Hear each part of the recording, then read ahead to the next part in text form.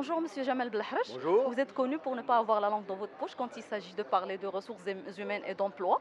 Donc, qu'est-ce que vous pouvez nous dire sur la thématique d'aujourd'hui? Sur la thématique, ce qui est important, c'est qu'elle pose bien le problème de la transformation de l'Afrique à travers les ressources humaines. Mais ce qu'il faut voir, c'est surtout la problématique des chiffres aujourd'hui. Il y a 1 million de jeunes en Afrique qui sont au chômage tous les mois. Donc ça veut dire que vous avez 12 millions de chômeurs à la fin de l'année. Et en même temps, l'économie formelle ne crée que 3 millions d'emplois. 70% des jeunes aujourd'hui sont, je dirais, au chômage quasiment et ont moins de 25 ans. Donc l'enjeu pour nous, c'est de dire comment on fait en sorte que le chômage soit un vrai sujet de débat international et qu'en particulier, on en fasse un véritable enjeu de sécurité nationale.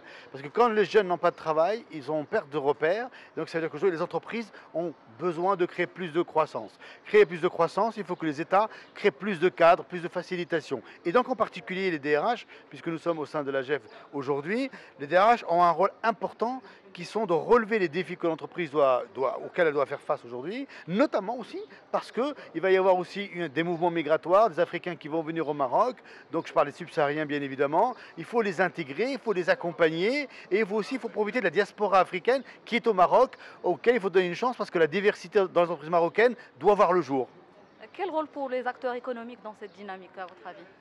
Elle est fondamentale, c'est que sans l'entreprise, rien ne se fait, c'est elle qui crée de la richesse. Donc ça veut dire qu'il faut qu'elle recrute, il faut qu'elle forme.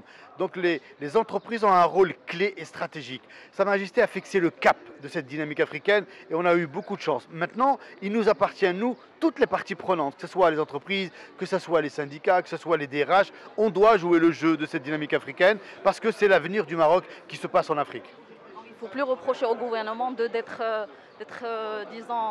ne pas pousser justement vers cette transformation.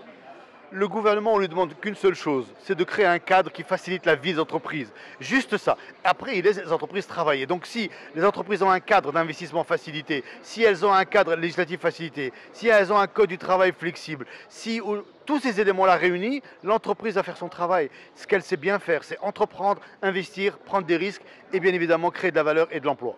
Vous avez mis le doigt sur une thématique très importante tout à l'heure en parlant de la digitalisation, des technologies en général. Quelle place pour ces technologies dans la dynamique africaine? Clairement, le Maroc est très en retard. On a raté le gap industriel sur lequel aujourd'hui le pays est en train d'essayer de mettre une accélération. On est en train de rater la révolution numérique. Les entreprises n'ont pas encore suffisamment conscience et l'État pas vraiment non plus.